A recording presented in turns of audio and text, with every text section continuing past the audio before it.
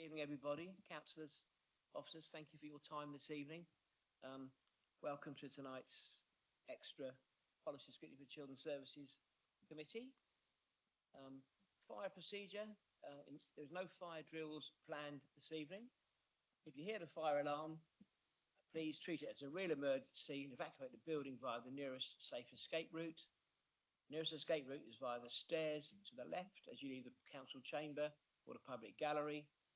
Exit by the door at the back of the building, walk across the inner car park to the evacuation point, which is the pavement opposite the police station. The lifts can't be used in the event of an emergency. Please do not re-enter the building until you're advised safe to do so by a member of the staff, but there's nothing planned this evening. So we'll start with apologies. Any changes to membership? We have no apologies? No apologies. We're just not sure about our West White MP, who may be in Parliament today, who may not. So he hasn't actually officially apologised. So Richard may or may not join us at some point during the meeting. Item number 2 is the minutes of the meeting held on the 6th of June 2024. Do we have any queries on the minutes that you've been circulated? Okay, can I have a proposer for the minutes, please? Proposed by Councillor Hendry, seconded by Councillor Churchman. All those in favour of the minutes being accurate? You can, Rodney, but that's fine. On this each page. Yes, I'm used to doing.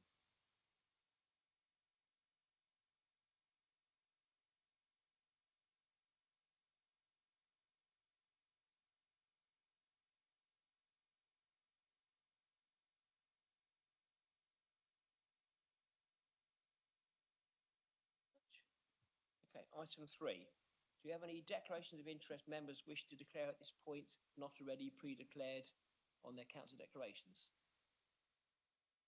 Okay. Item 4, public questions. 15 minutes for public questions. We do have a public question from Giles Aldred in the gallery. Giles, would you like to put the microphone on, sir, and read your question? Yes, thank you. My question is in relation to school place planning. Last week, I attended a cabinet meeting. I was asked to do so by a number of concerned parents for the small rural school that I'm involved in. And they'd noticed quite a lot of negativity around small schools coming from council publications. I was assured at that meeting that the council was going to treat small schools entirely fairly and that there was no culture here of negative bias against small schools. So I and a number of parents were pretty dismayed to read on the council school place planning website another series of statements, unsupported statements, making negative comments about small schools in relation to, for example, attracting and retaining quality staff. Now, I said last week, and I'll say again, I don't recognise that in the school that I'm involved with at all. Any of the negative issues that I read, I just don't see that they relate to my school. So I'm asking again, are councillors happy to occupy a predetermined negative position about small schools? Or do they agree instead with national government, Ofsted, and the parents and community of this excellent and well-performing small school that I represent and other small schools on the island, and instruct from now on, we must treat small schools, as we're told to by the government, fairly. They can do just as good a job as large schools. Thank you. From my perspective, I'll invite officers and Jonathan to speak in a second. From my perspective, the Isle of Wight, there is a place on the Isle of Wight for all types of schools. Small schools, rural schools, schools in the towns. All Isle of Wight schools in national terms are small by the pure nature of the size of the classes. You know, if you compare other authorities on the mainland, all our schools come into the small bracket. But there is a place, in my view, and I've always treated it when I was cabinet member, there is a place on the Isle of Wight for schools of all sizes. And for this committee's perspective, when we go to the next phase of this process, as Cabinet have already passed the decision to progress when it gets to the nitty-gritty of naming schools, my commitment to you is I will promise you that we will chair this properly, and there will be all schools treated equally, and there will be a place for all types of schools on the island. That's my personal view as chair of this committee. I'll just invite. Yeah. Well, very briefly, I'll say I agree entirely with you, Councillor Brading. I tried to make that point at Cabinet, and I can only underline your comments rather than just repeat it ad infinitum. Perhaps we do need to have a look at the website and see if that impression is inadvertently, because it would be inadvertently being given. As you say, everyone is going into this process. I think it's the first thing to say. All schools are in this process, but all schools are in this process being treated equally in the consideration, and I can't underline that enough. So perhaps we do just need to do a little bit of work on some of that public material and see if, as I say, inadvertently, an alternative impression is being given, because that is unfortunate, and I apologise for that if it is so, because it is not the actual case. Thank you, Chair. Thank you, sir, for coming in again. The only thing I wanted to add to what councillors have said is that I think when you spoke last week at the meeting, you actually made some complimentary comments about the wording within the school place planning strategy, and about how your perception was that in the past there had been some comments like this used, but that you were pleased that that rhetoric, that type of language wasn't in the latest version. So thank you for that feedback. And I agree with Councillor Bacon. We're happy to go and look at other documents, because there are a lot of documents, and actually some of the documents which have been published, we're aiming to be as transparent and open as we possibly can. So there have been a lot of documents published.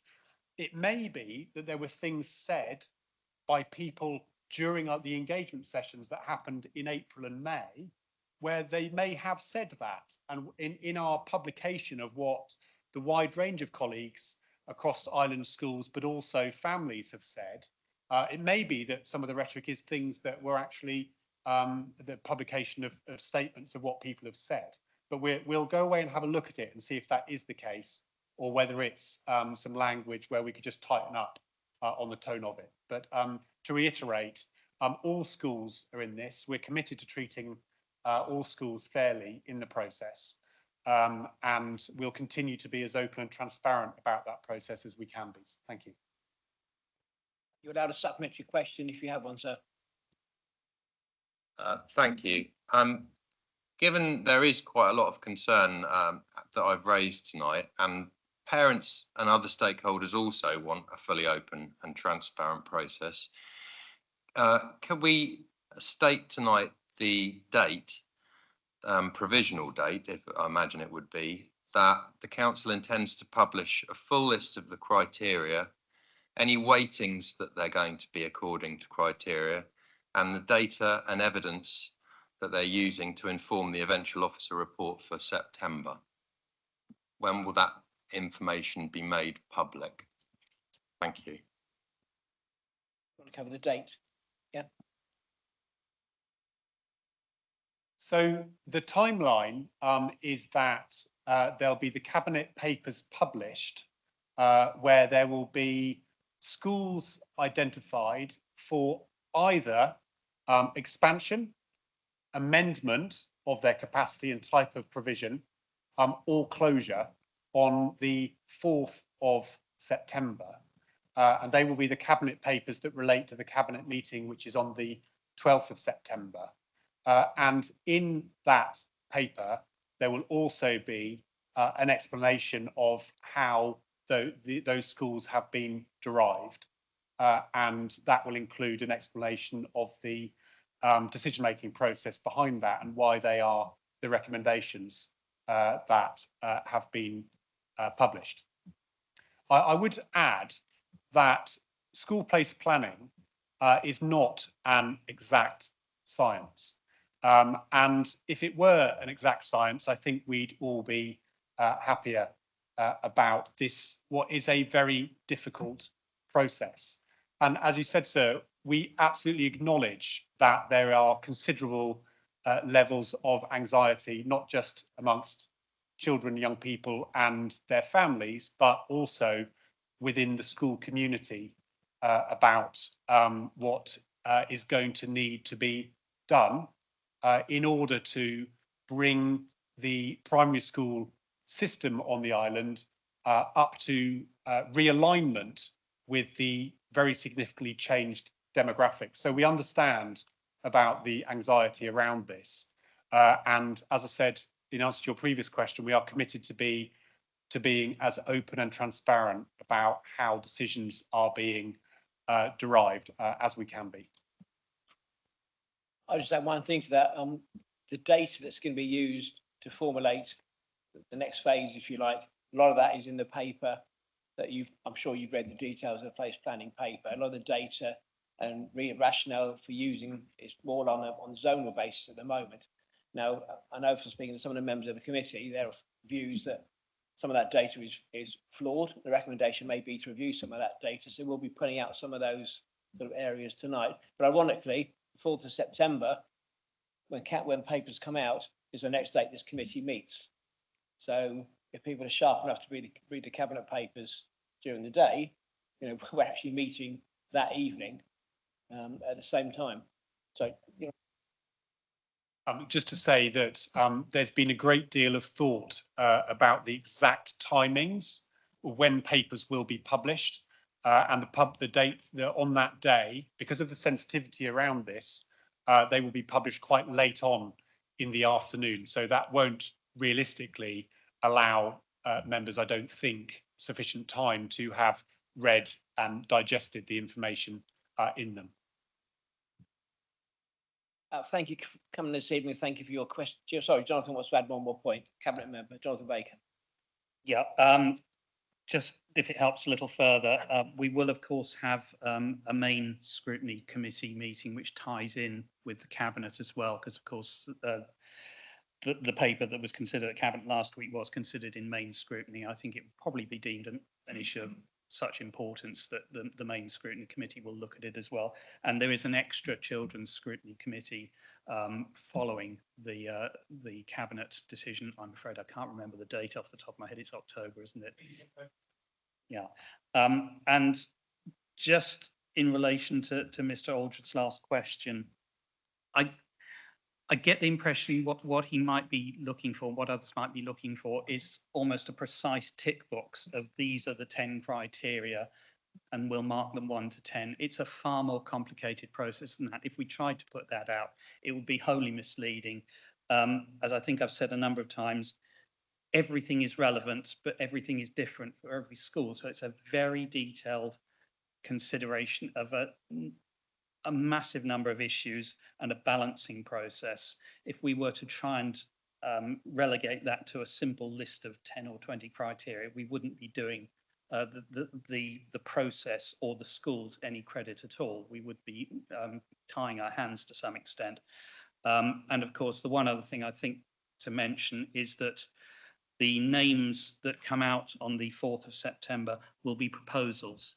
And there is then the very full formal statutory process of consultation, whereby what Mr. Whittaker referred to, the bases of the decisions and proposals that have been made will then be open to all councillors, public, teachers, etc., for detailed consideration. That's what the law requires, and that's what we will do.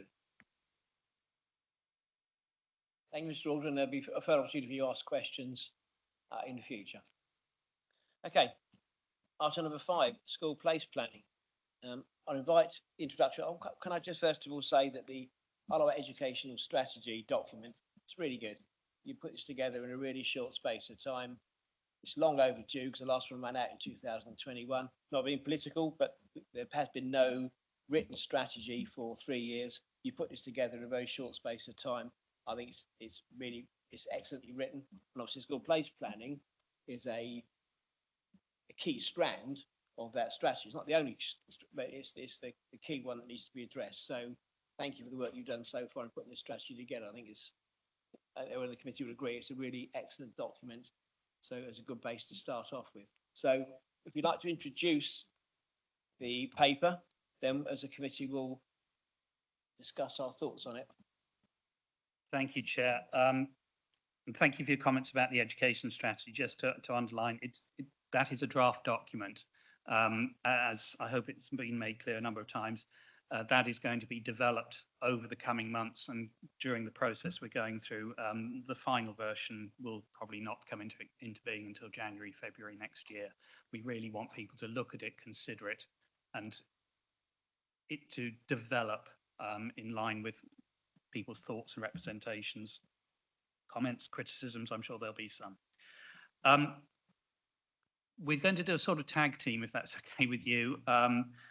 And there have been a number of discussions about the paper in various formal meetings last week. It ended up being considered to some extent or other in Scrutiny, full council, and Cabinet last week. So I don't particularly want to just go over the same ground again. I think all who are present and listening in will have availed themselves or been at those meetings. I should actually firstly, before I go into some points, just introduce the team because they might not be familiar to everyone. We have Mr. Whitaker, Ashley, who is our Director of Children's Services, Naomi, who I can never remember the full title, Service Director for Education, Jade, who is the Strategic Development Officer, and also it's very, can someone do a label for us? Heather Morris, who is our Strategic Manager for SEN Inclusion, which, as I think we'll hope to establish during this meeting, that is a very important part of this process, both the wider education strategy and the place planning process. So we're going to cover various points and everyone is available for questions, if that's okay.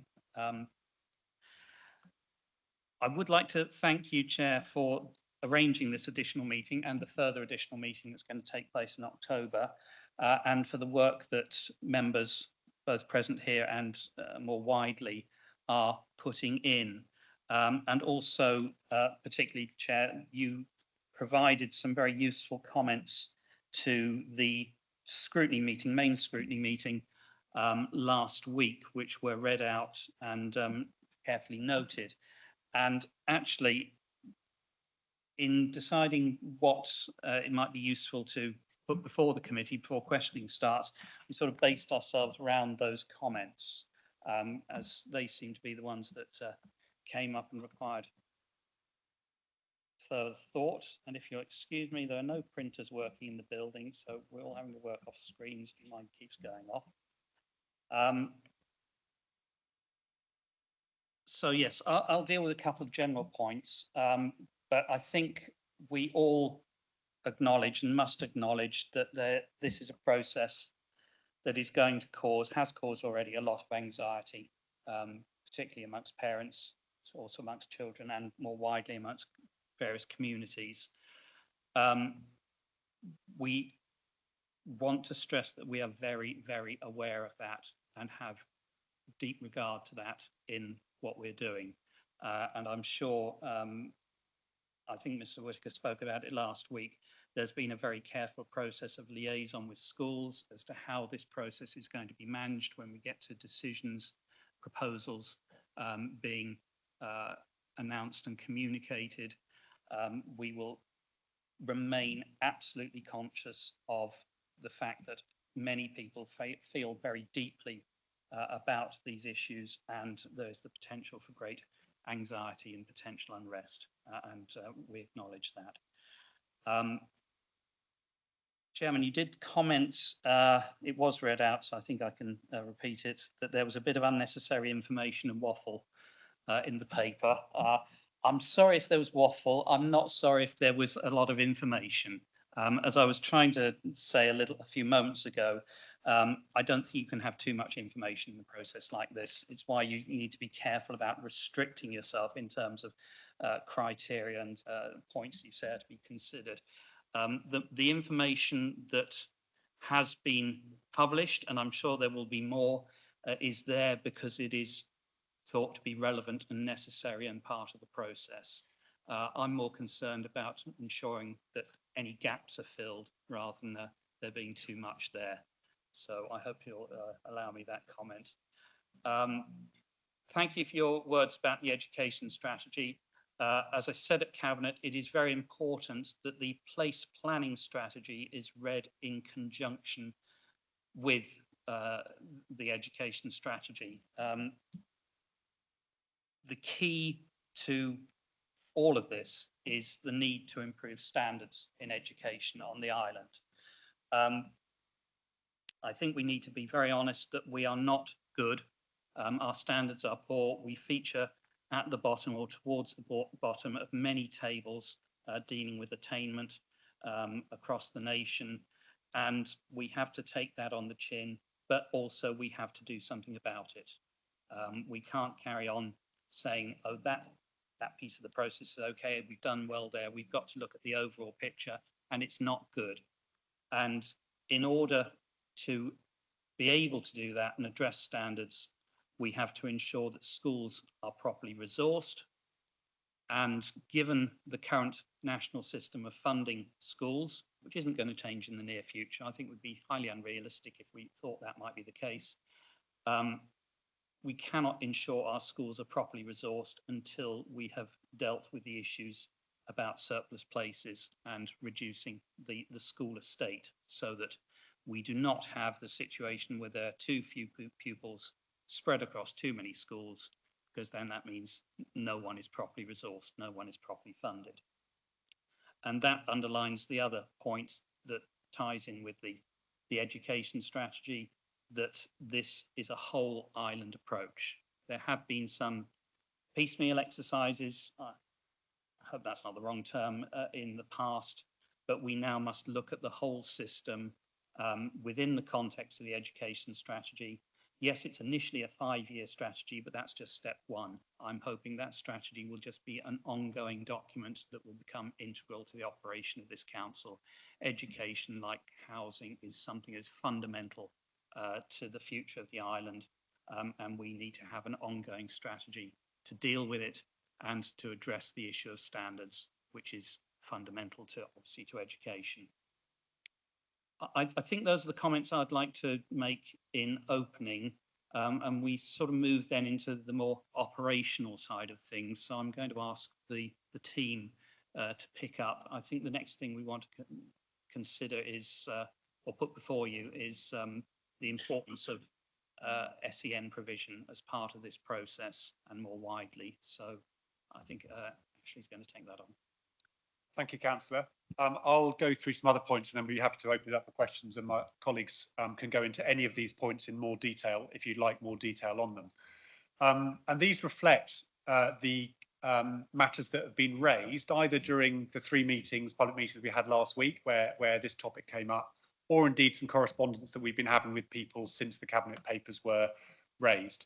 And the first one is about special educational needs and disabilities, because actually all of this is about this education strategy and about driving up outcomes for all children and young people. School place planning is a critical part of that, as is improving the provision for young people and children who have special educational needs and disabilities. And a lot of these matters are connected.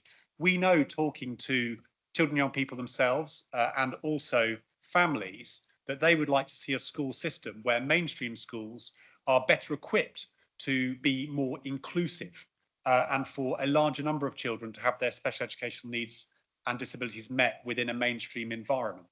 We also know where those children do need a specialist provision for their needs to be met, that they would like to see a larger number of appropriate places on the island.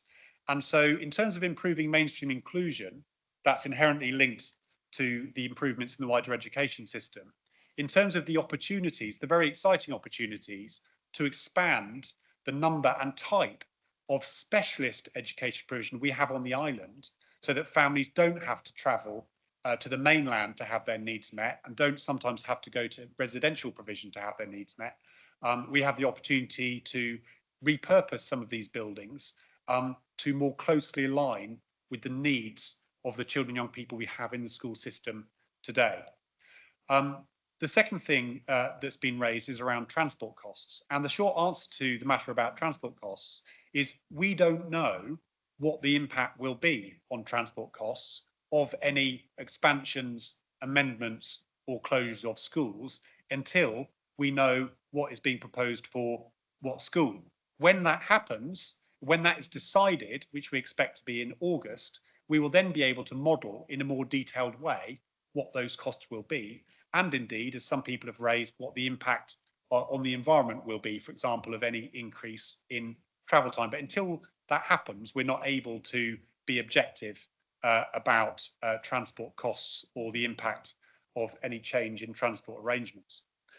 Some people have raised the topic of elective home education, and we've spoken about that in the past. This is a group where on the island we actually have, in terms of the numbers of children being educated in that way as a proportion of the total child cohort, we actually have 3 times as many children on the island in that situation as the England average. And I think there's a number of different reasons for that. There are some families who have chosen to go down that route, not because it is their first choice, but because they have not been satisfied with the experience that their children and young people have had in school, and they have therefore chosen to do it. We believe that by driving up the quality of education overall, more of those children will be able to have their needs met within a mainstream or indeed specialist placement context. There have also been some comments around some of the data in the report and how that might be influencing some of the thinking. The data in the report is based largely on planning applications that have been approved.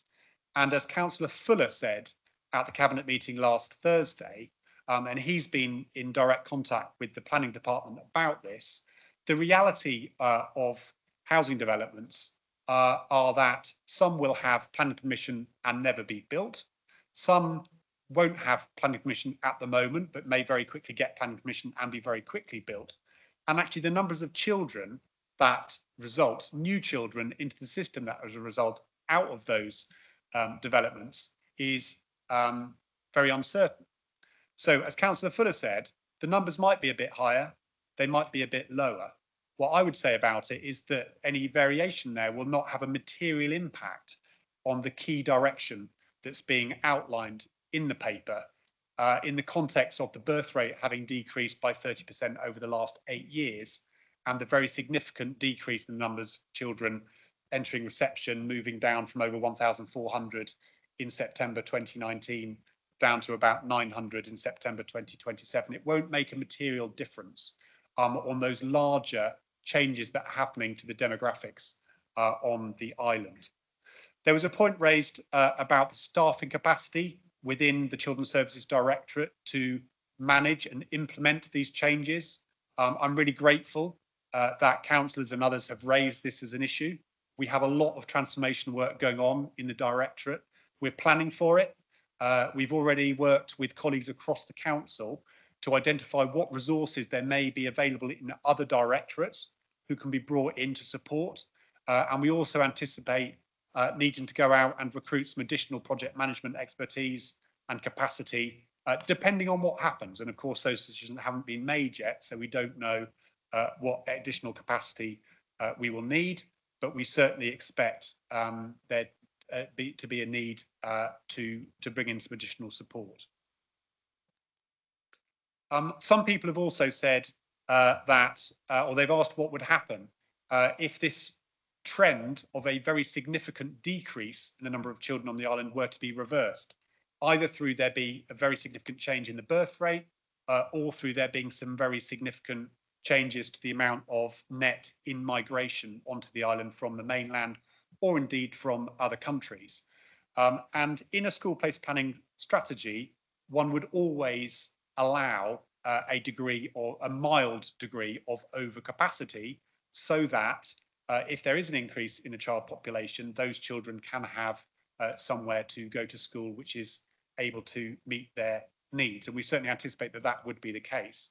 We also expect, and this would be extremely common in local authorities around the country, for the planning strategy to be reviewed on an annual basis so that forecasts can be updated so that what has turned from being a forecast into reality over the previous 12 months can be updated and incorporated so that the planning can be done in the most accurate way possible. And we believe that we would be able to have a degree of flex in the system, given the significant surplus capacity we have in school buildings on the island. The final thing to say is that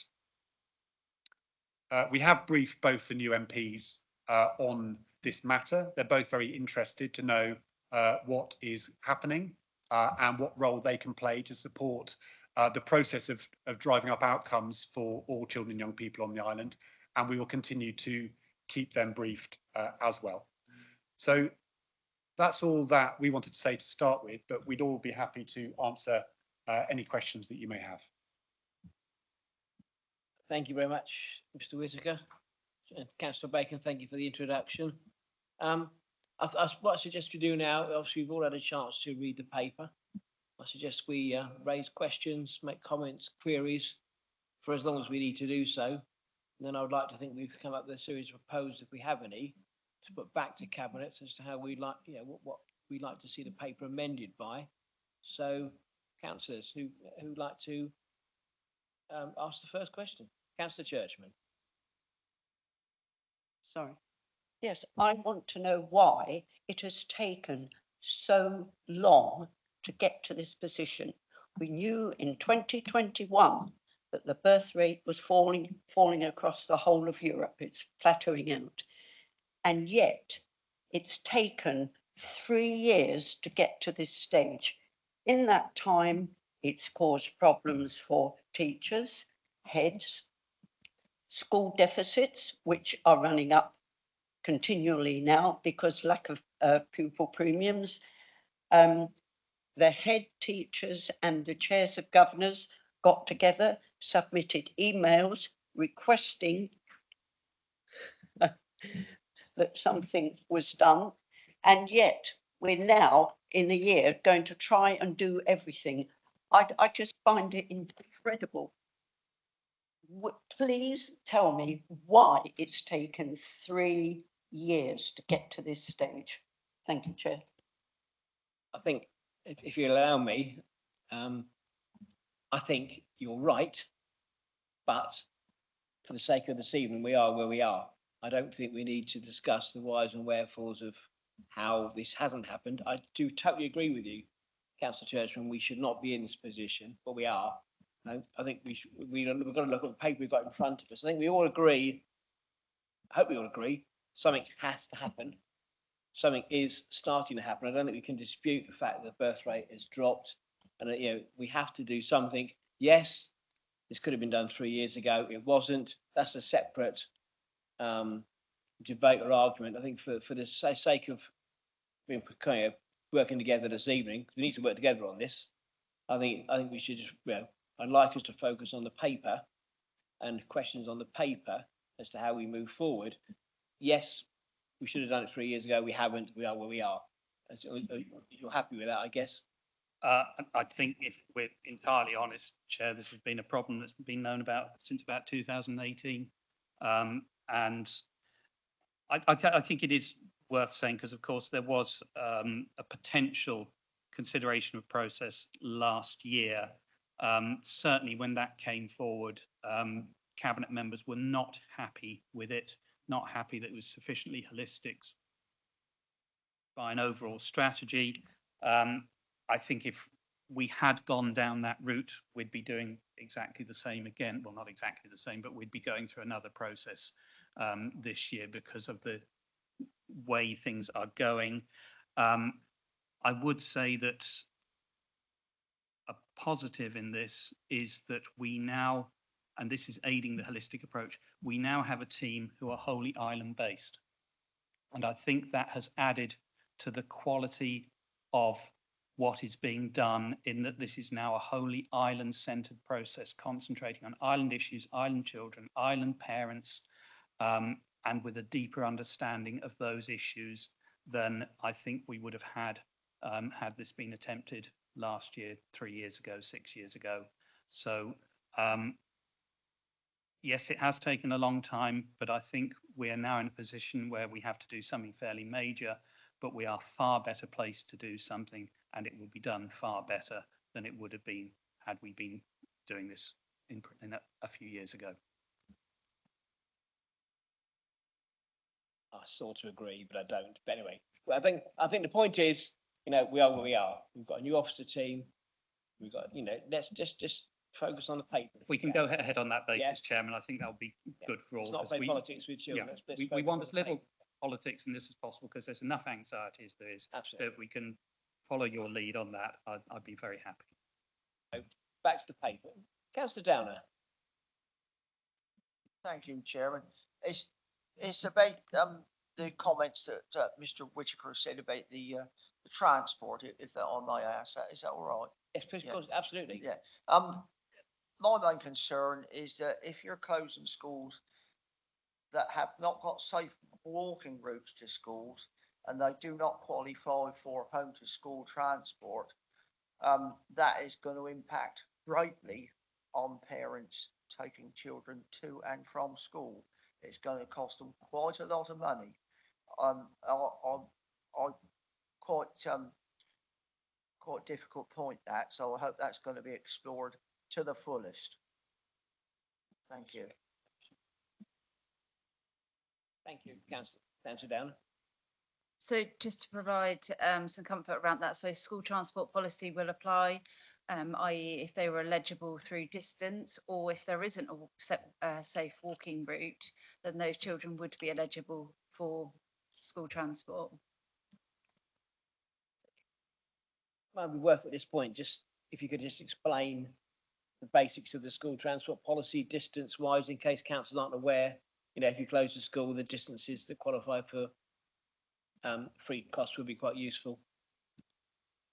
Yeah, so I can't quote the exact policy, but there is a distance for Key Stage 1 children and Key Stage 2 children. I understand it's 2 miles for Key Stage 1. I believe it's 3 for Key Stage 2. I can get that clarified for you. But if the children live within that distance and there is a safe walking route, then those children wouldn't be eligible. But if they did live within 2 miles, say it's a Key Stage 1 child, and there wasn't a safe walking route, but they still lived within 2 miles, then they would be eligible for home to school transport. Thanks, Jane. Councillor Lever. Thank you, Chair. It might be more suitable for the SEND document that's due as well, but I'll ask it here all the same. How are we assessing the need for SEND places on the island? Is it restricted to school population with EHCPs, or is there a broader understanding about SEND need on the island? We have two ways that we're expanding our provision, and I'm happy for Heather to explain further. But we have obviously the statutory process around an EHCP, which is the normal route for expanding specialist provision, and we also have our Section 19 powers around medical provision too, and that gives us a bit more flexibility around the high anxiety, mental health needs a number of our young people are facing at the moment, and that will help that generation of children who are currently stuck in their bedrooms and accessing very little school to have a route into adulthood. And we believe that is a fair and a good way of using those powers. I don't know if there's anything else, Heather, you want to add in terms of SEN? Just in terms of around identification of identify SEN needs on the island. So prior to a potential statutory assessment of a young person's education healthcare needs, we are doing work alongside the education strategy around what is ordinarily available in schools. So thinking about our outreach offer, what schools should be doing in terms of that quality first teaching and support. So the whole of that is also under review alongside the education strategy. So we're not just focusing on education healthcare plans, but also that timely identification of young people, and those needs could be established, you know, within early years, right the way through up into our colleges. Thank you. I think that's the answer I was looking for, because I'm very aware there's a lot of children of varying ages where they've not got the EHCP, but there's a lot that are sort of teetering on that level? If I could add as well, we have just launched our Transforming Education online portal, which is hosting a range of training for schools, a variety of different training, newsletters, all the resources that we're developing now to support the school system with a variety of different needs that are coming through. So we're trying to use our resources wisely, and we're looking at the whole way we deploy those, LA resource in terms of our staffing. And we're looking to pull that together into a tighter outreach model so that schools have those resources available to them. And we've got some detailed work in the autumn term that we're doing around that too. Councillor Medland. Thank you, Chair. Yeah, I'm going to follow up on this really because I've noticed in my local school it's an extraordinary number of people now with special educational needs, and it seems to be growing. It seems to be a major factor you have to deal with. So, you know, a new flexible factor is a number of SEN. And I'm wondering, because it has been proposed, and I certainly support the idea in principle, that we develop a centre on the island, a residential or a centre where people can go with severe needs, rather than sending them to the mainland, which is acutely expensive in terms of our budget. It involves sending people like yourselves on long trips around the country to check these children are okay. It is causing immense stress and strain to the children and the families of those children, that they're being separated. And at the same time, had we developed such a facility, some sort of facility here on the island, we could have then made actually a budgetary income from bringing people from the mainland perhaps to take up spare places. And I wonder what happened to that idea. It seems to have got lost. We are looking at all of our placements on the mainland, of which there aren't actually that many. And we are potentially looking at a sensory provision for children who have a hearing impairment or a visual impairment, to bring them back into their communities and stay on the island. The issue around residential places is a challenging one. To set one up would be incredibly expensive, and the numbers are very small. Yes, there could be the opportunity to sell beds off island for the mainland to come back on here, but there are lots of legislation around that. Any new provision would have to be an academy, and we'd have to go through different types of registration status to get a residential provision. So Bacon, do you want to come in on that point? Yes, this did arise early in the year, or perhaps last year as well. I think there might be an element of confusion between educational provision and children in care, where there was a specific consideration of providing units on the island a few years ago, which was found to be unviable. That was reviewed as part of the preparation for the last budget. So I think that was maybe just the beginning of this year. And the same position was found to be the case, indeed, partly due to the fact that specific provision, private provision, was being opened up, which was more economically viable in any event. So I think I'm just a little concerned there might be a muddling of two issues there that need to be kept separate. One thing that we have done is, you'll be aware that we're opening up the old studio school site in September for our first SEMH provision on the island. Just opening up that provision has resulted in us not sending 4 young people onto mainland places, and that means we can keep them on the island in their communities and have the provision that they require on island. We're really excited about that provision. The work for that is going well, and we will be ready to open in September. We're working very closely with St George's around that, and we would want to expand that type of provision as part of our expansion plans across the island. So we're already seeing the benefits of the new team working really closely together. Councillor Hendry. One of my concerns is using the planning areas.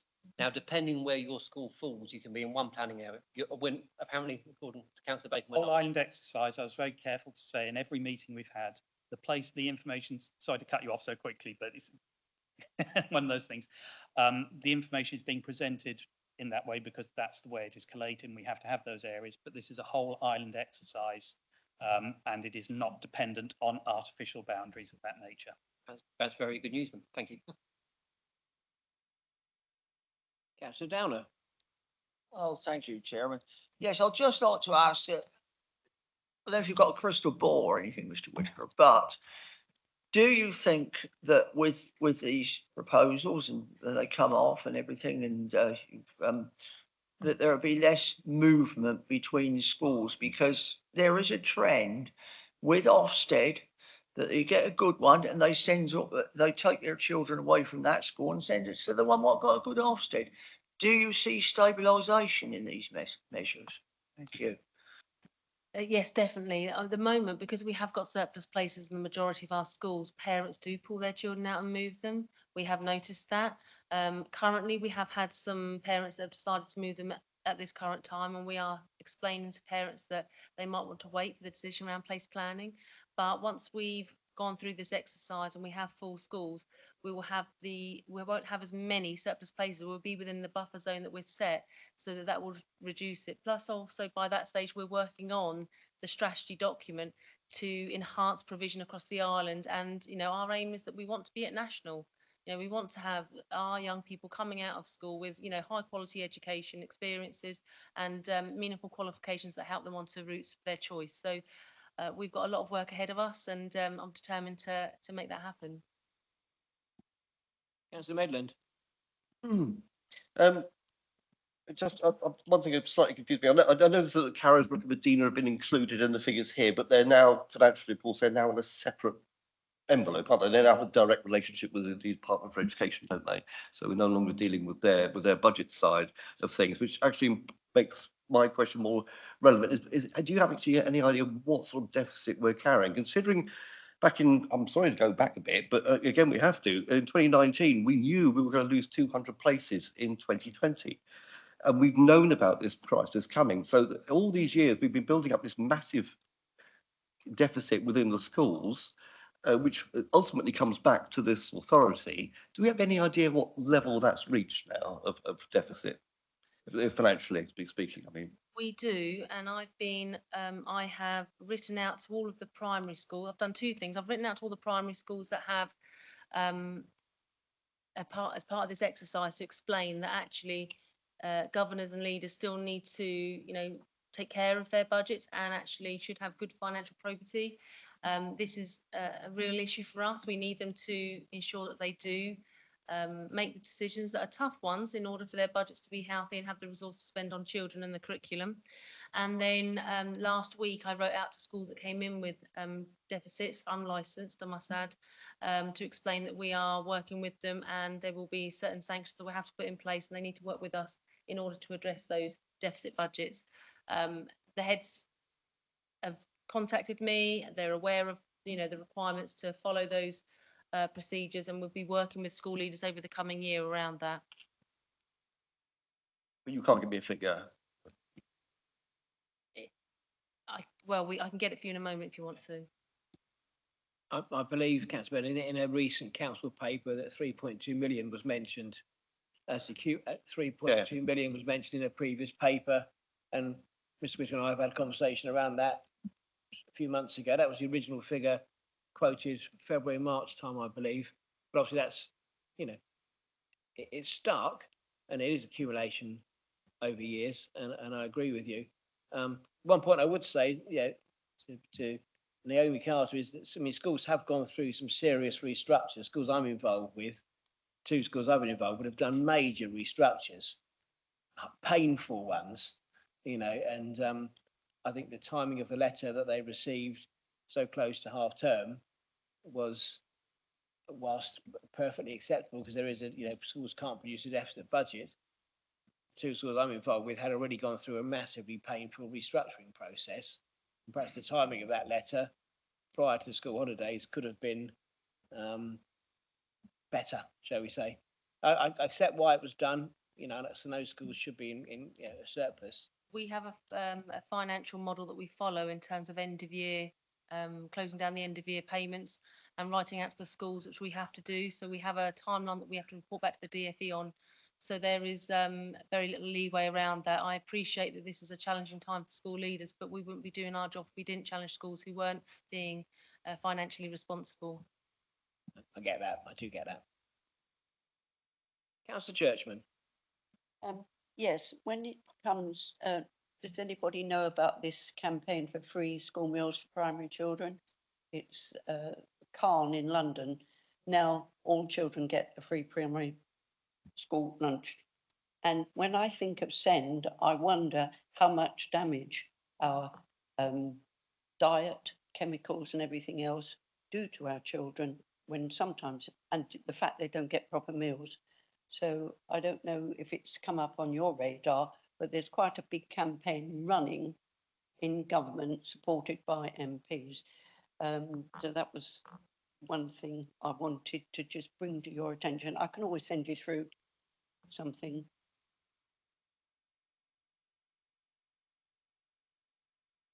Councillor Churchman, thank you for that. I think it's a really important point, isn't it? Because what children eat has a huge impact, not just on their physical health, their mental health, but also their ability to learn in schools. We have heard some positive comments made by the incoming government about provision of free school meals at primary school, and also about additional food breakfast clubs and the like. So we'll have to see how that plays out. And we are actually at this committee in September, the one on the 4th, we have got an item actually, which is going to be jointly presented by the council, but also our colleagues, well, the council being children's services, but also public health, and also our colleagues in the integrated care board, because we work together on the health and well-being of children in schools. And the committee have asked for an update on what we're doing in that regard. And what children eat is a big part of that. And if you know our Director of Public Health, he role models healthy eating all the time. So he'll be covering more about that in September. I very much appreciate that comment. I get it as well. I think it's worth pointing out that when budgets are so tight, food is one of those things that people look to see whether they can make a saving, and that's terrible. I'm aware that there are a number of local providers, and indeed there's one in my ward who would very happily provide schools with very nutritious, locally sourced, grown, reared food. Probably only a few more pence to what is being paid at the moment, but those few pence for some schools make the absolute difference to their budgets. If we get a better resourced school estate, then that's one of those things that can be addressed. It's one of those many considerations. Thank you. We come back on the finance point. So these matters are discussed in detail at Schools Forum, and the papers for Schools Forum are all published on the council website. The most recent Schools Forum was actually in July, and the papers have not yet been published.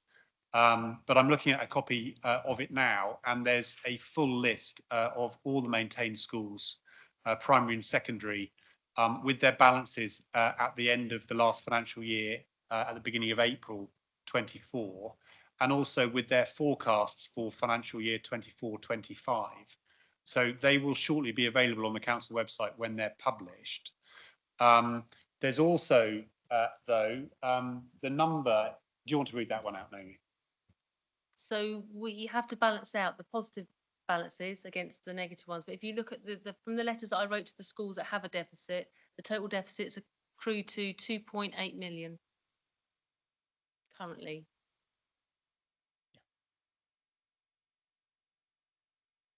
Thank you. And if you look at the change in position forecast for the end of next financial year on that, it is a change of about £2 million in the wrong direction, in an unpleasant direction, in terms of schools forecasting where they will be if they don't take significant action. Now, as Chair said, schools are taking significant action, so it may not be that it moves into that, but these are the numbers that schools provide in their budget planning for 24-25.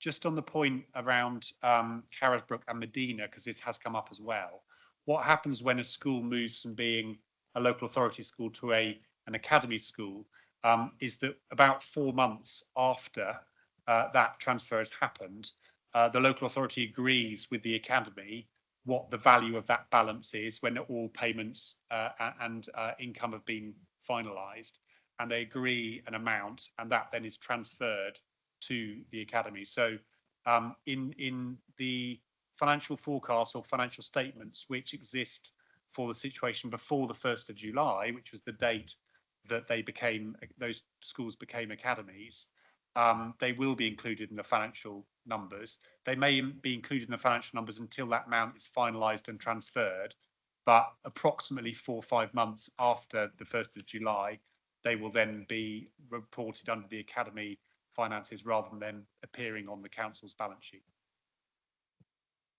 Councillor Hendry. So in August, you're gonna decide what schools will be closing, and on the 4th of September, the paper goes out the cabinet later in the day.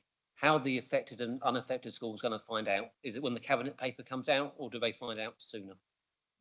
We have a planned process for that. I'm not going to go into details. I think it's highly confidential. But we have a planned process for telling the school staff, the earlier settings, governors, and yourselves. It's a really important process that we need to make sure we follow, because obviously on the island we have, people that are related, work in schools. It's a closed community.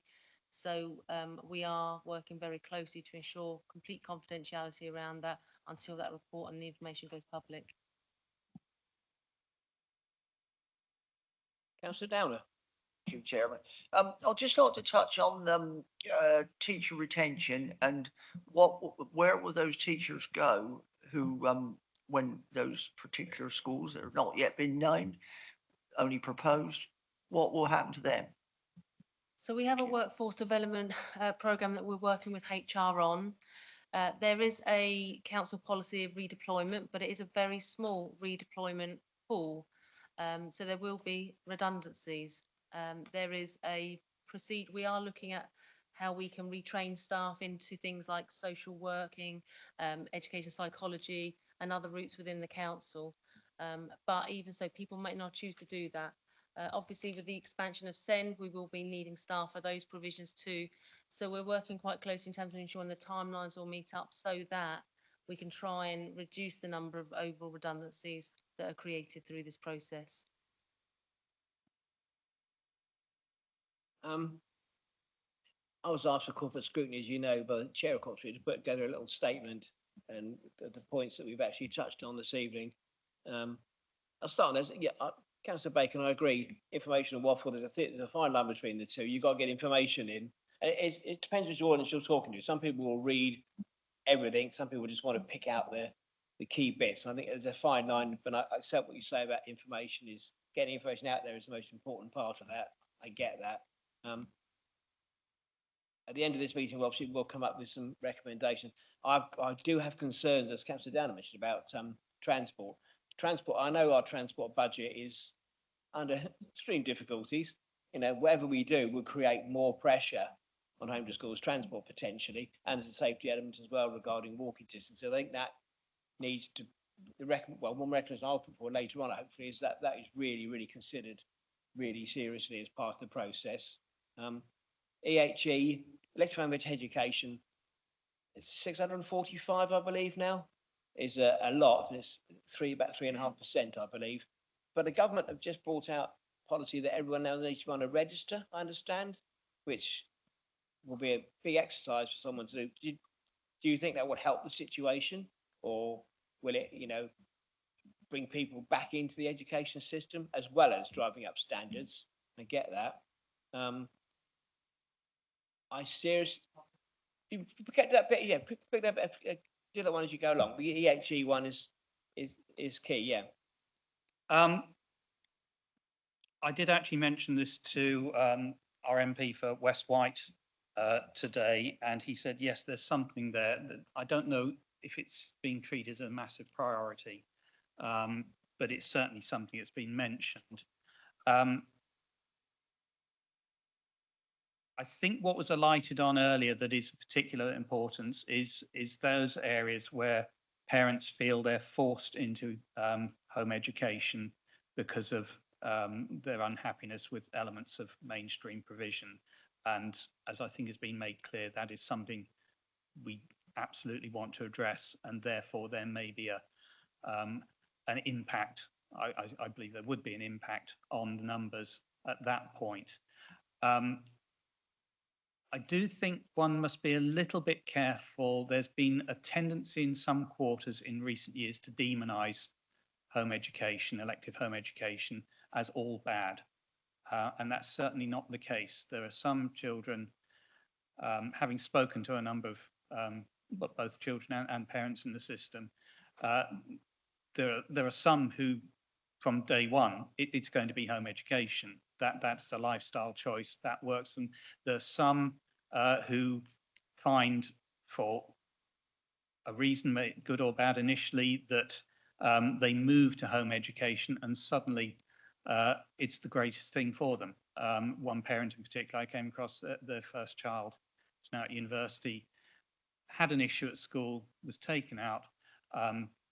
It really worked for the family, and the next 3 children, all home educated and all very successfully. It's the group you get to then who feel they're pressured into home educating that I think are the ones to be concerned about. And again, I'm repeating myself a little, but I think it's been said, if we can address the quality of mainstream provision to tackle some of those issues, some of those reasons that have led to those sort of moves, then I think we'll find there will be a change in numbers. We do, as an island, traditionally have, as I recall, a higher number of home educated pupils. I think we do have a higher proportion of those for whom it is a positive lifestyle choice. And one thing we certainly have on the island is a very strong support community. There's a greater concern in other parts of the country where those who move into home education, whether through choice or otherwise, find themselves very much out on a limb and unsupported. But I think you would find those who've looked into it in detail on the island find that actually there's a lot of support there. We've got a small department within the council that monitors and keeps an eye on things as best they can. Whether a register would tackle much in itself, I don't know. I think we'd need to see the detail of what is proposed as and when that comes along. But as I say, I think there's a bit more to home education that is sometimes presented as it just being a bad thing. And I think there have been some commentators in recent years that have not done those parents and children who are home educated in the island the credit they perhaps do deserve. And it certainly doesn't seem to have an automatic negative impact on results. The results attainment of students, pupils are same or better when they go through the home education process, it seems. I 100% agree with you. Funny enough, I think there is a place on the island for EHE in the education system. I've got some good friends of mine who would actually home educate their children because it was a choice that they made. One person made the choice because they weren't getting feeling safe and secure in the school environment. One, because they thought their child could learn better at home. And there people do thrive. EHCs. I think as long as we, stop the percentage getting any higher, we do, and that will be driving up the education standard in school. So I actually do agree there is a place for EHE, and I would never say it's a bad thing. It's a parental choice, isn't it? And I think you're absolutely spot on. The other thing I was going to say, and Councillor Medham would agree with this one, the capacity involved in closing a school. Having been involved in the West White place planning situation in 2000 and whatever it was, 19, where Councillor Medham was heavily involved in that as well. The officer workload to the public meetings, the consultations, and any consultation you do on the island, I'm sure any consultation we do after September will be massively, you'll get massive numbers of people doing that. The officer capacity to deal with the one school closure that Councillor Medham and I were involved in the West White, officer time was immense. With all the other stuff you're trying to do as well, and do very well, I think that shouldn't be underestimated if it's stretched. I know we're trying to catch up on the 3 years that we haven't done anything, we are what we are. I think, don't try and overstretch yourself would be, because it's a lot of work involved. And to do it right, as we've said, and do a whole island holistic approach. So I think, Chair, the team is going in with eyes open. Yeah. And I think it's not inappropriate to say that, of course, we now have a team who are focused entirely on the island, and it's not just 10% of a bigger workload. And I think that's a very relevant point. You covered the other points about, forward thinking. Schools can the schools we've got can increase their sizes and increase their PAN numbers to cope with any influx. So my other 2 points really are, by closing schools, you may be reducing parental choice. Parental choice to me has always been really important. If you're reducing parental choice, parents might then think, right, okay, I don't want my child travelling that distance or on a school bus. I will home educate them. We could actually be creating more home education by trying to solve it with a strategy. So I think there's a recommendation that we better be mindful of that. And then my final point is, you know, we could all, well, I'll use an example of the Bay. The Bay is where I live, Bay is where I was brought up, Bay where I'm a governor, councillor. You know, there's housing developments in the Bay that aren't on the document. I know it's an Isle of Wight issue, but there are 2 housing developments in my area that affect the data for the Sandown Shanklin area. Now they've been missed off. It was raised me about Penny Feathers. Penny Feathers isn't going to go ahead. Penny Feathers is, you know, if ever that got agreed and built, you know, but the smaller developments. I use the example in the Bay Area, you know, the old Broadleys site, planning permission, 85 houses, affordable houses for young families, and the old Sandon Middle School site. That's probably further down the line.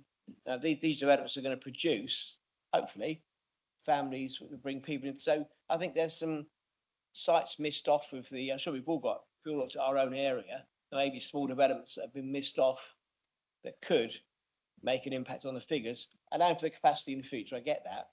But I think there are some recommendations that perhaps certain areas are revisited. But they're my comments.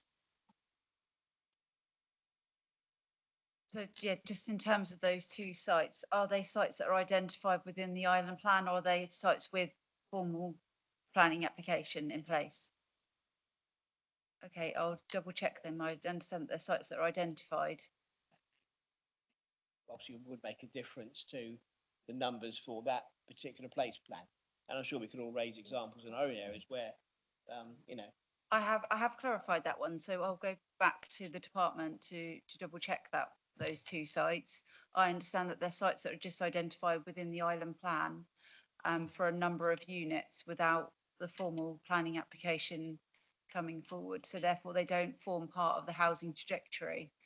I think housing is quite a widely discussed topic in terms of the number of developments, and just to set the context to that. So if we had a housing development of approximately 600 houses of 2 bedrooms or more, we would expect that to typically yield around 150 children. And that's across the primary sector. So it isn't a huge amount. So if you consider that to be a very large housing development, actually we know from build out rates and historic data on the island that actually it doesn't typically yield a significant amount of children. Yeah, did you want to come back in there? Was Jade covers your points, Naomi? Jade, John, Councillor Bacon, do you want to, I saw your hand go up. Well, that was my point as well, actually.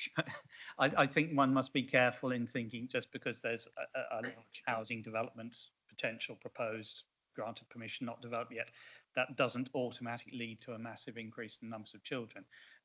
To do that, you'd have to have all young families moving in, producing young children straight away, and you know, when it filters through as to who actually moves in. And some of them, of course, will not be new children, new families. There'll be people moving from elsewhere on the island. So there is a filter effect there. And I will just pick up on your comment on parental choice.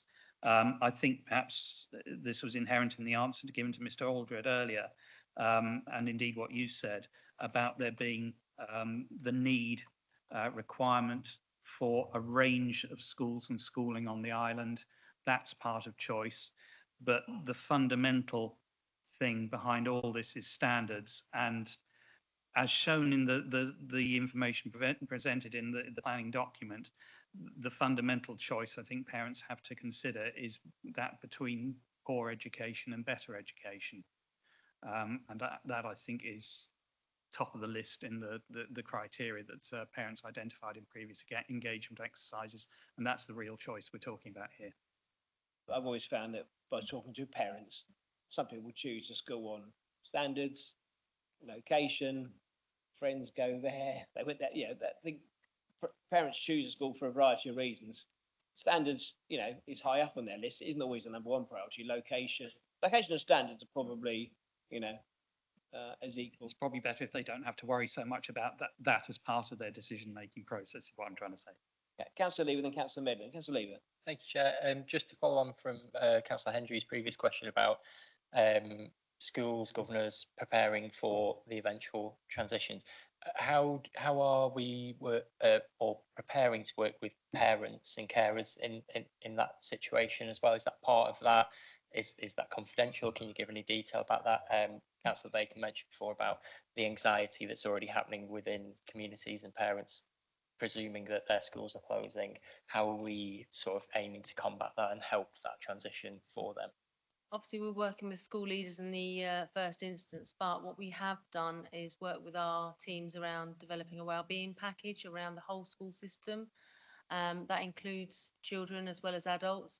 We have a wellbeing service that operates out of our primary behaviour service, and we've been discussing it with the NHS around using the mental health support team to support the school system, with the schools that are named having priority over other schools in the first instance. So that has been considered, and we are working with a number of stakeholders to pull all of those resources together. Sorry, just a quick follow-up to that. Are we expecting, when those schools do come to close, are we expecting any children that may not have a move to another school? Are we expecting any children to sort of fall outside of that process?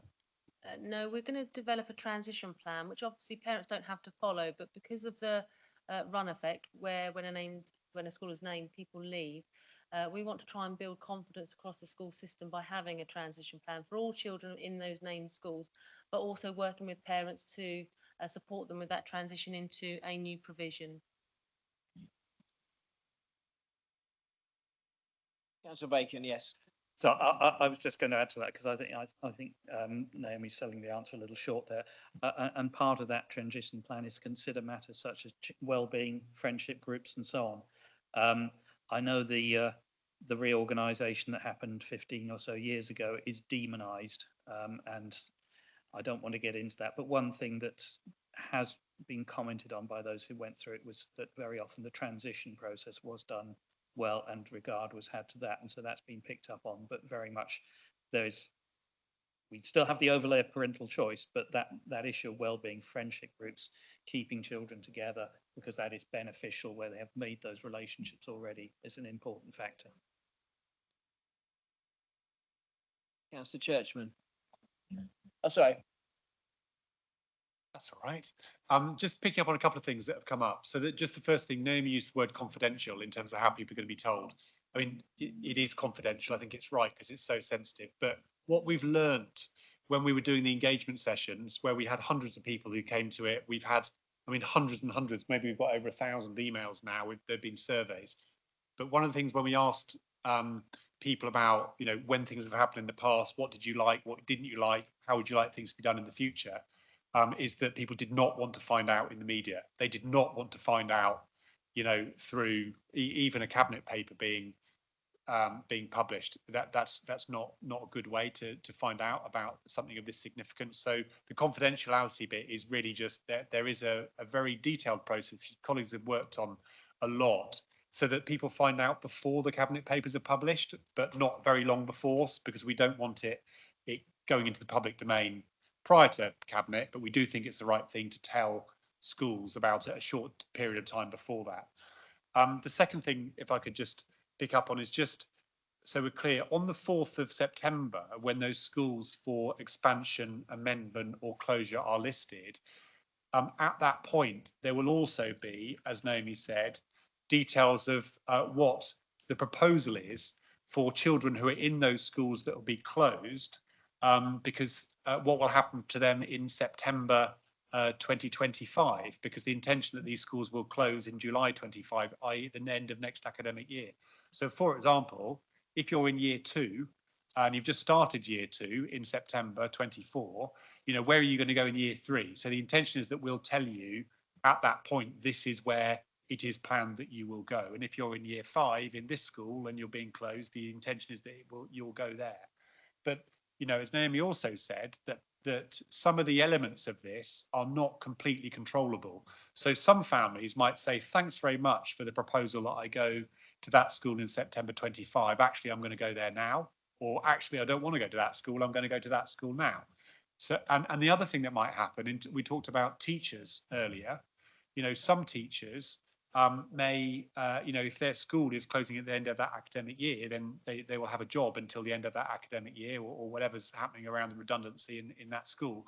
But of course, they might decide that actually I don't want to have that uncertainty. I'm going to take action now, and they may apply for jobs or move on before that. So there is going to be, being realistic, a degree of unpredictability about what will happen, both in terms of children, young people and families deciding to move schools, not according to that plan, but also about colleagues within the teaching profession or the range of other roles that exist within schools deciding to move before the school closes as well. So Naomi and colleagues, all of us will work really closely with schools to manage that process as much as possible. But, you know, in the interest of being as open and transparent about everything, there are certain things that in reality we won't be able to control completely. We also think, though, that these are absolutely the right decisions that we must make in order to create the conditions where we can drive out those academic outcomes for all children from the relatively low levels where they are now against any England benchmark up to national average and beyond. That's where we want to get. We want to be above national average in terms of academic outcomes for our children. Councillor Churchman. Yes, on the list for Ryde, Pennyfeathers isn't mentioned. Now there we're talking about 900 houses there. Originally, part of the planning application was to build a primary school. That obviously now has been ditched, but that will affect Ryde big time. If you think nearly a third of those houses could be affordable, for example, you could be talking about 250, 300 houses that may produce children. So could you please make sure that that is added in? I said, I think it's 850 or 900 houses. They won't all happen at once. It will obviously be a phased scheme. But as I said, a third of them nearly will be affordable housing. And I don't know if it helps. Councillor Bacon alluded to 2013, where we switched from a three-tier system to two, absolutely chaotic, done in such short notice. Is it feasible for you to work on an area for schools rather than trying to do the whole lot together? I realise you've got people, but can you see where I'm coming from? The reason the council got put into special measures and given to Hampshire was because of the debacle of the 2013. When it happened, we went from 3 to 2 tier. I mean, I think you made a good point. The transition 15 years ago, was it? Well, it's from 3 to 2 tier. It started in 2007 Well, and it worked through until 2009. And as a chair of governors at a middle school, that obviously got phased out by the changes.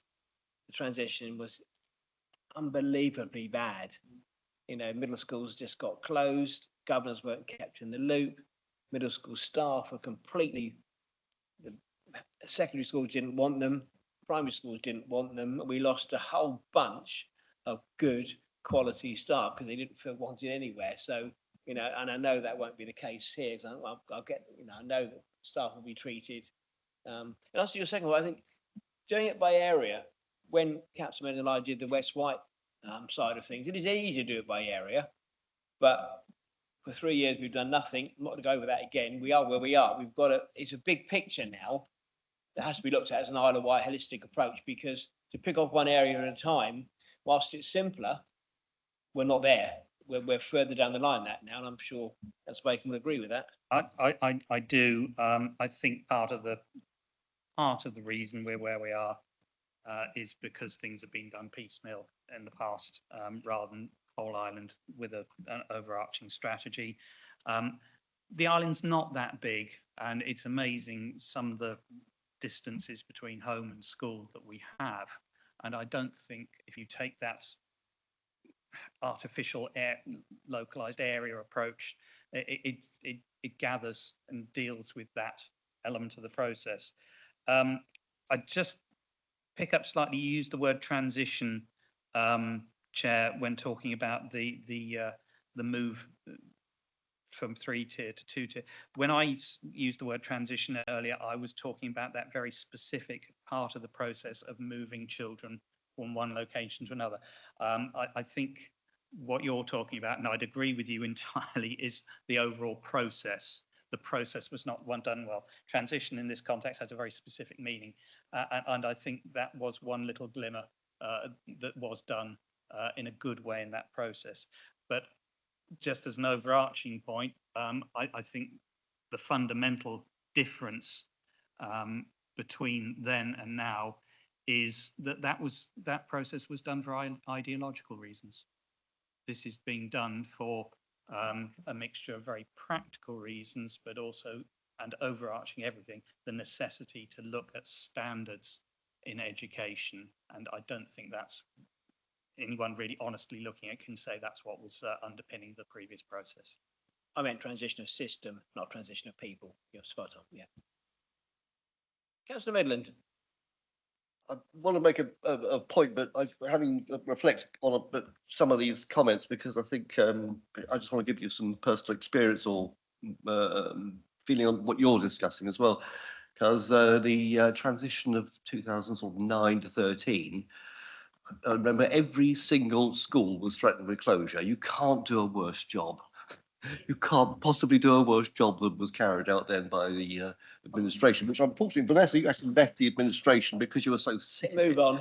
So yes, thank you. But I mean, on the other thing is talking about the West White planning that we did. This is an enormously difficult process, and it is going to be extremely difficult.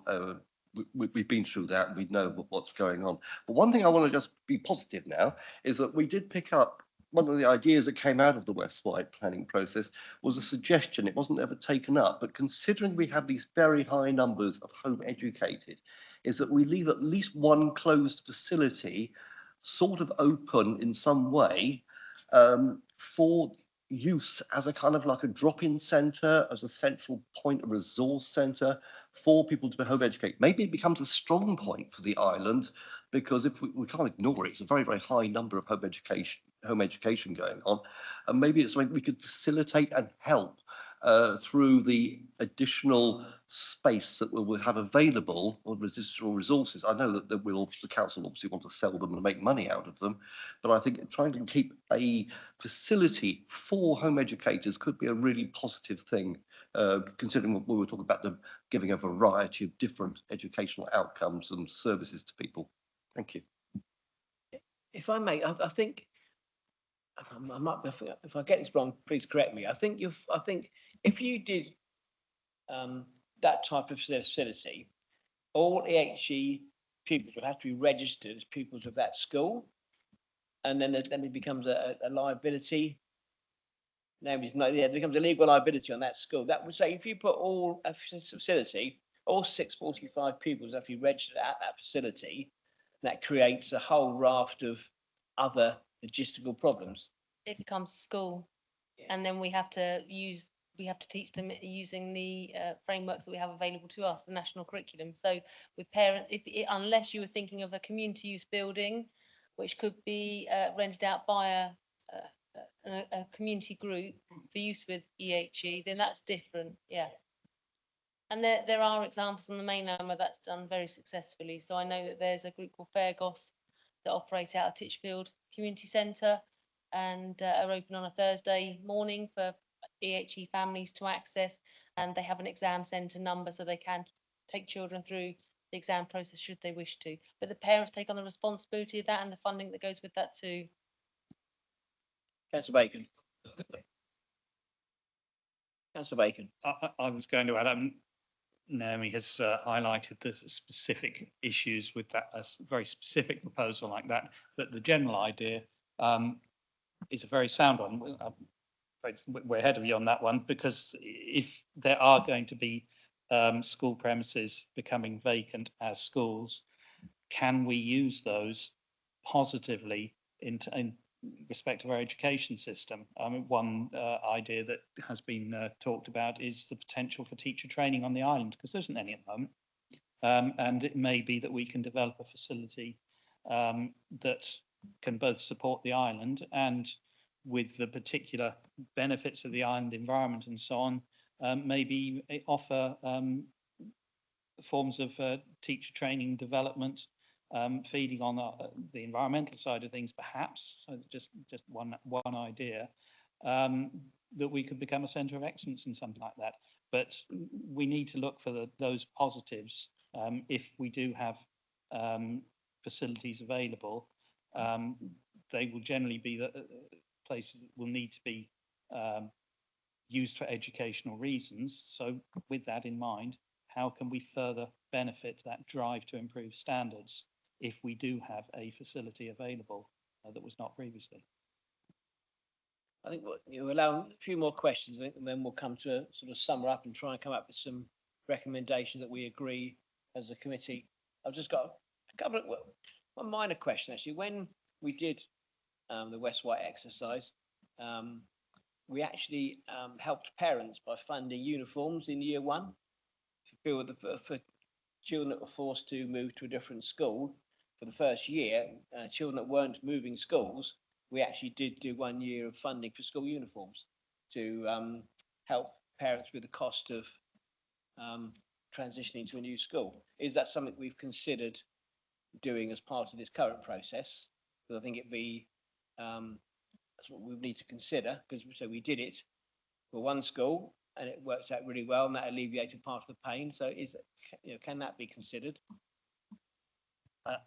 I'm sure it can be considered. I was not aware that I wasn't a councillor at the time that process happened, and I wasn't aware that that had occurred, but you put it on the table, so it will be part of the mix. I don't know if you want to give an answer straight away. I can answer what's happened historically. So historically, where schools have transitioned, so in the West White scenario, children remained on the All Saints site for part of that time, and there was a transition whilst we built the new school, and those children were funded, I understand, uniforms during that time of them moving across from site to site. But we always aim to look to school closures or changes, names, it could be a school becoming a new academy, to align with a new academic year, for the purpose of, obviously, that's typically the time when parents would invest in new school uniform. So policy has historically not been to fund school uniforms, but if that's something you want us to take away, obviously it would be a huge budget constraint. The reason I ask you, obviously, I remember thinking about what we did right in the West White. That was something we did do. And there's, I was on a national story yesterday or today about the predicted rise in cost of school uniforms this year that will hit parents in the pocket at a time of financial difficulty. It was raised again today. I think it was on the news the other day or today about increasing rise in the school uniform costs will hit parents. It's the usual media spin on it, but obviously it's My final question, do you have any more questions? My final question is obviously, sorry. We understand down in Ventnor, we've got the Island Free School. I thought the Island Free School was a secondary school. But we haven't got in there Ventnor Primary, which is the one that was rebuilt at the same time as Haylands. I think you may be in the secondary section. There's a primary St. section and a Francis? secondary. You may be in the secondary section. Within the strategy document, there is a section on primary schools, and there's a separate section on secondary. What page? It's on page 65. So St. Francis comes in as obviously a religious, so it's not included in So here. within the primary Ventnor planning area, there is St. Francis Primary School, there is God's Hill Primary, Wroxall Primary School, and Knighton Primary. Page 34 and 39. Oh, right, sorry for the confusion. Councillor Spink, would you like to ask a question, sir? Thank you, Chair. If you'll indulge me asking a question, I'd very much like to. Thank you. Possible. Thank you. I'd just like to pick up really on a point that has caused me a little bit of concern and which Mr. Whitaker spoke about, and that is trying to understand the education needs and to some extent taking into account the island planning strategy and the houses that we're building.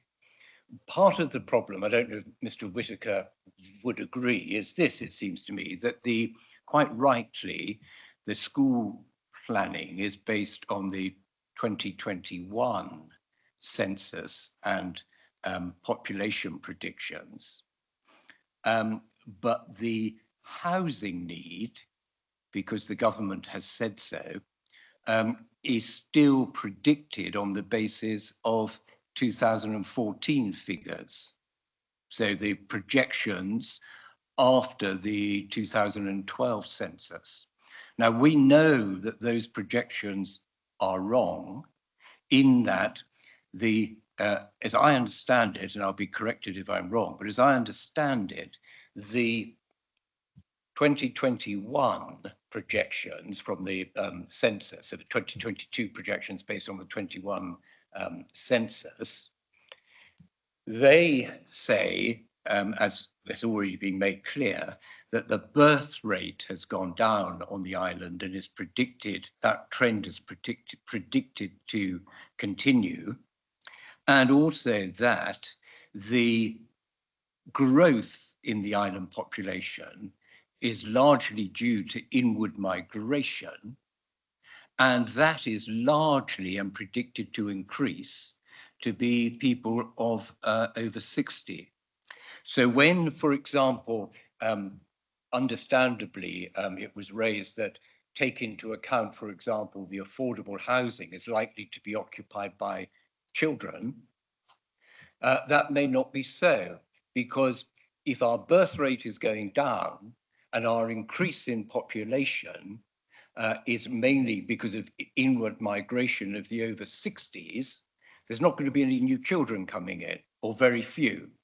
So it may be a mistake, if I may say so, and I'd appreciate your opinion on this, or whether you want to think about it, to make that assumption, because it depends on the area. So, for example, in London, it may very well be that affordable housing will be taken up by new births, but on the island, it doesn't appear to be the case. I mean, it may be, for example, and I've been a strong proponent of this, but no one else has really, well, very few other people have supported it. I think it's ludicrous that we're building houses based on 2014 figures, but the government makes us unless we claim an exceptional case. But I just wanted to ensure that you'd taken that into account and would take it into account. If I start, and then I'll hand over to my colleague Jade, who's the real expert on this, but thank you for raising it. I think the most important source of data that we use in this is live birth data. So we look at, and we know from our colleagues up the road at the hospital, we know how many children are born. We know how many children are born each year. And we know that the numbers of children born each year has been decreasing very significantly. And of course, the children who were born last year and the year before are the children who will be going into reception classes in the years to come. So from that perspective, we have a very high degree of accuracy. And actually, I was in a public meeting the other day where people were very complimentary, Jade, about the accuracy of the forecasts and how they translate on it very closely to what happens in reality. So I think that can give us comfort that the data we're dealing with is accurate, and the data that we're prioritizing the most is the best data to use, because it's actually children that are born. In terms of the in-migration and out-migration, I think Jade might have the actual numbers on this, but I think the scenario you're painting is actually the situation might actually be even more extreme than is suggested by the live birth data, because actually if the net migration of the total population coming in is made up of a higher proportion of adults and not children, therefore is not going to be feeding children, then actually it might make the need to move in a significant way quickly quite significant. I mean, one of the things that people have said to me is that one of the challenges we have about attracting skilled professionals to the island is because families are not comfortable to move here because they don't want to put their children into the school system because they look at outcomes and how they compare with national. So that's another reason why we need to improve outcomes. I also know from going around schools and talking with colleagues, for example, in the health sector, that actually there are a number of families from not the mainland UK, but actually from other countries coming to the island to work in areas where the demand for these types of roles is actually going up because the numbers of adults, more elderly adults who need additional care, etc., is going up. And so if you look at the staffing, for example, up at the hospital or in the care sector, increasingly that is from children, from families, from workers overseas, from different countries who are coming with their children. In fact, I've been quite interested by the increase in numbers of children in our schools where English is not their first language.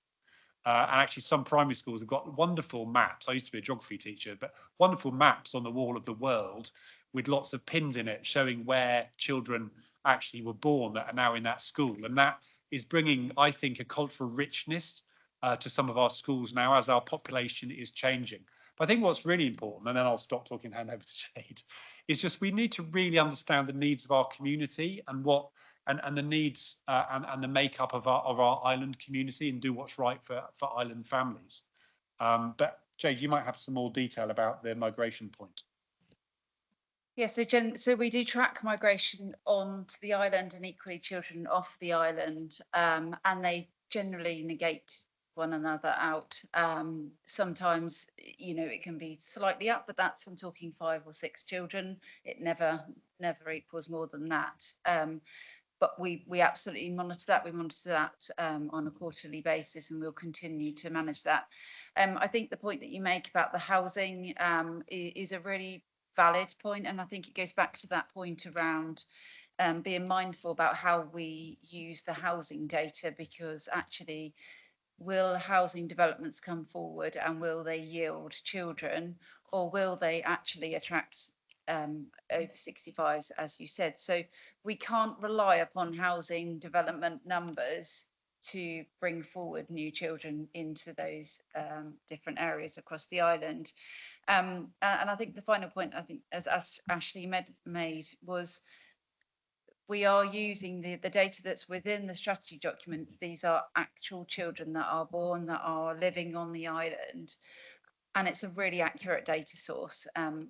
Beyond that, it is a forecast, but we are absolutely focused up onto the September 27 start date, because that's the latest round. Obviously, by the time we reach September, we'll have the data set for children that will start school in September 28. We have been tracking those on a monthly basis in terms of the number of children born, and we're not seeing an increase to date. So we know that the data is reliant, and it's adding that caution around the housing. Thank you very much. That's very helpful, and if I may say so, comforting. Thank you. Thank you, Councillor Spink. I've got one last question or request, really. Hopefully, we all sitting around the table here are on the same page regarding the way forward and what needs to be done, etc., etc. When it comes to actually making the next decision, is there any involvement this committee could have in the next decision-making process, so we're all on the same page and joined up on this? Is that possible? I'm not quite sure what you're referring to, because obviously the next thing that will happen is a series of proposals are published, and that's September, beginning of September. The next decision is when those proposals are considered at Cabinet in December. And I suppose the answer therefore is yes, because this committee has a special meeting in October to feed into the formal consultation, which leads to the decisions. So I think yes is the answer. Let me clarify. I was really thinking that obviously the next part of it will be when the names of schools is going to go out in the public domain. Would we be able to have any involved in any part of that process, so we could try and head off any, work with you basically on trying to get that next paper, the decision-making process of the school names, to be considered? I think that's probably something perhaps you and Mr. Whitaker could speak about, because obviously there is. We talked earlier about the need for confidentiality while decisions are being considered, and in communicating decisions at an appropriate time and in an appropriate way. So that it's just flagging a few little red flags as to potential concerns that could give rise to. But I think it's probably something we could have a discussion about, because it would have to be stuff done in closed meeting if possible. So let's speak about that. I don't think I can say more at this stage. Can I just say something slightly different? Although I'd really welcome I think that I'd like to say thank you to all members for the quality of your questions tonight. You know, this is a really significant decision for children, young people and their families on the island, not just those in the school system today, but for generations to come. And we really welcome the questioning and also the bringing together all the intellectual capital we have and the experience of how these things have been done in the past and what worked and what didn't. So we're really grateful for it, and thank you for the offer of working together on an ongoing basis as we go to the next stage of the process.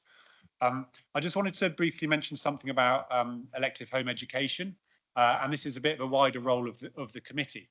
But one of the reasons that nationally elective home education has got a higher profile than it had some years ago is not just because the numbers of children who are electively home educated has increased, but also that there have been and this is a national, I'm not talking about the island here, I'm talking nationally.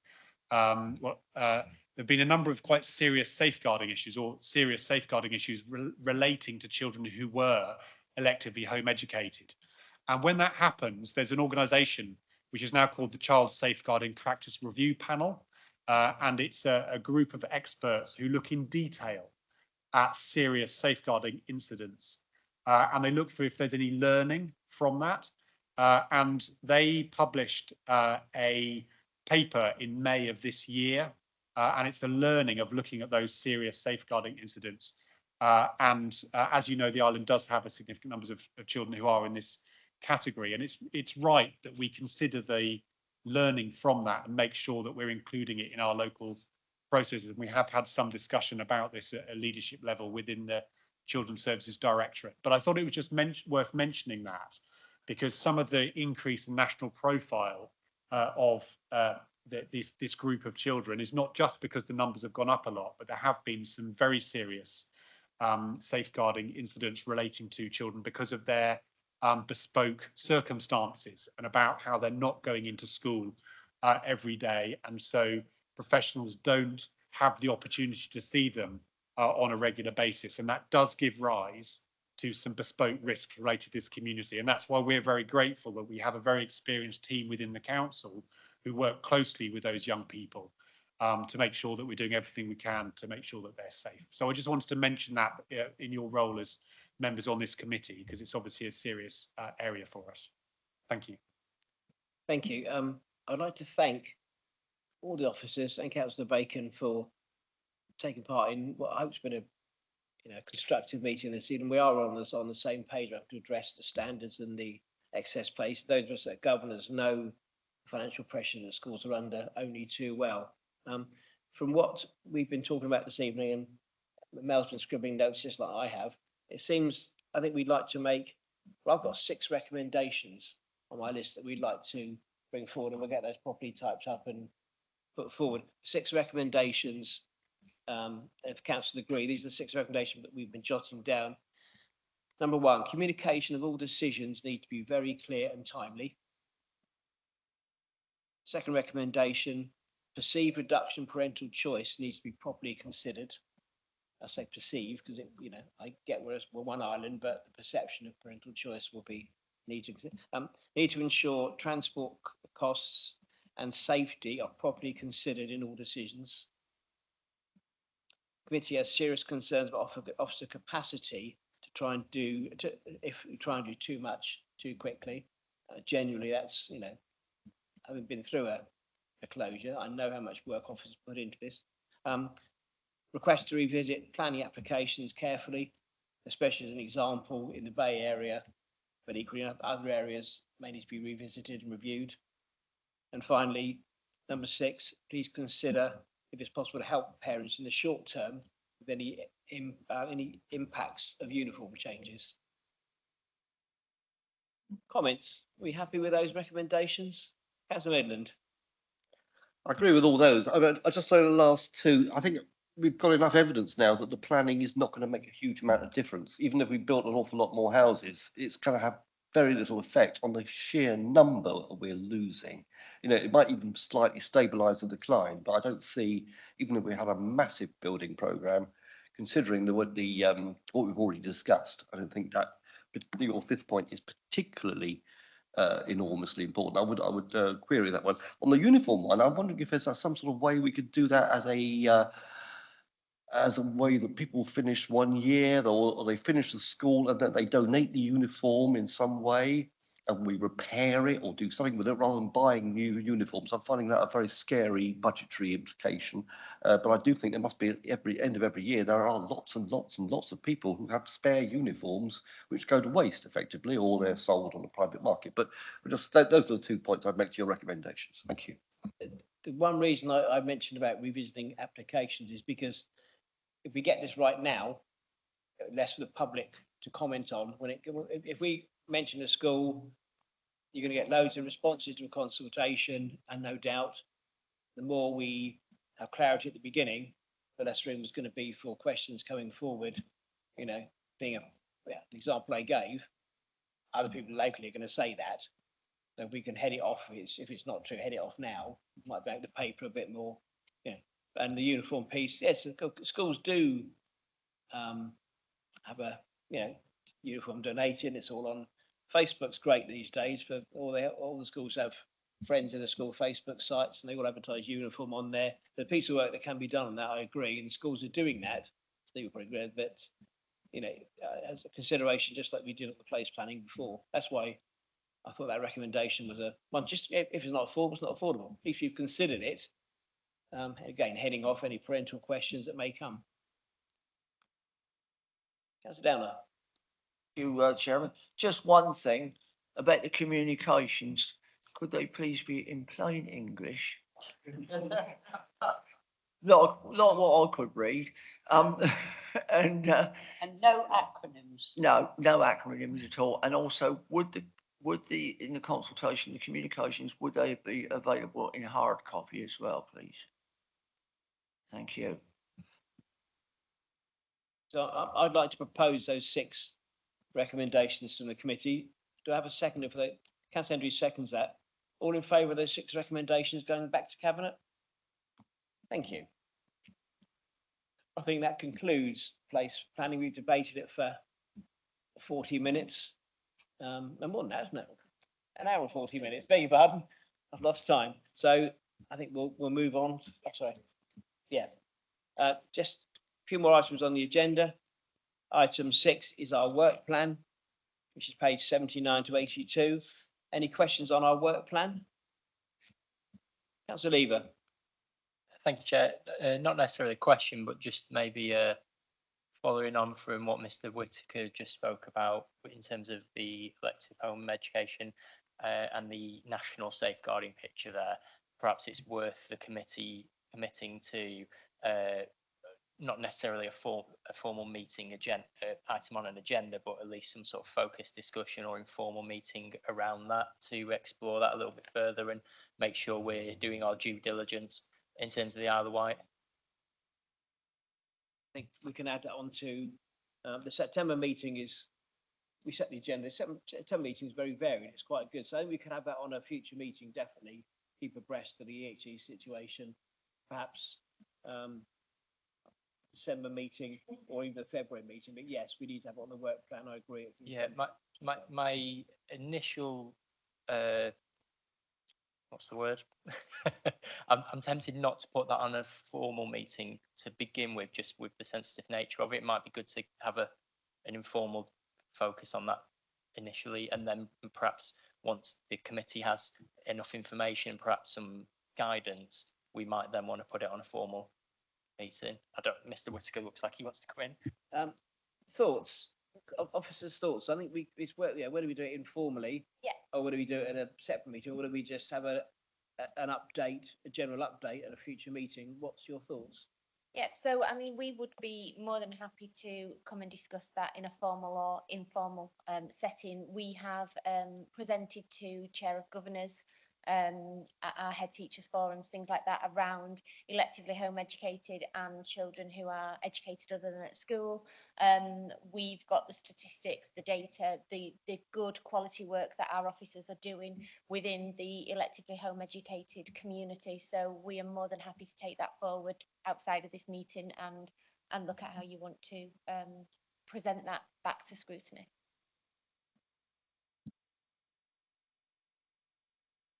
I think I'd be inclined to agree with Councillor Lever that it might be a good one to have an informal meeting to start with and then kind of go from there. Perhaps we can organise that for later on, towards the back end of this year. Once place planning has got a bit further down the line, we could have an informal briefing on EHE at somewhere later on in the year, perhaps. Yeah? Thank you, Councillor Lever.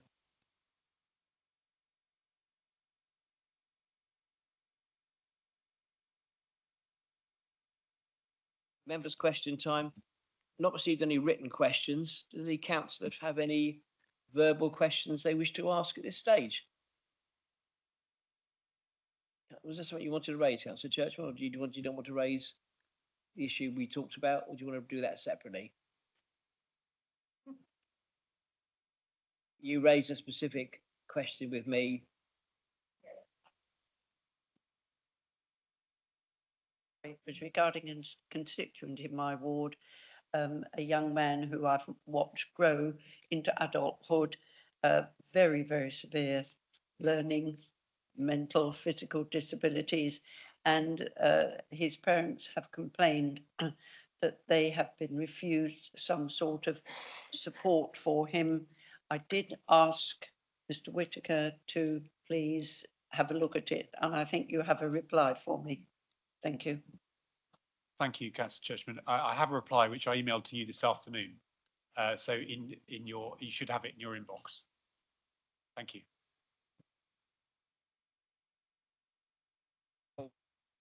No one else, can I just say thank you everyone for this evening. So we are on the same page over this. We know it's a problem that we all have to solve together. We want to be helpful and supportive to officers and to the cabinet member to get this where it needs to be for the good of our young people on the island. And thank you for turning up this evening, everyone. Thank you.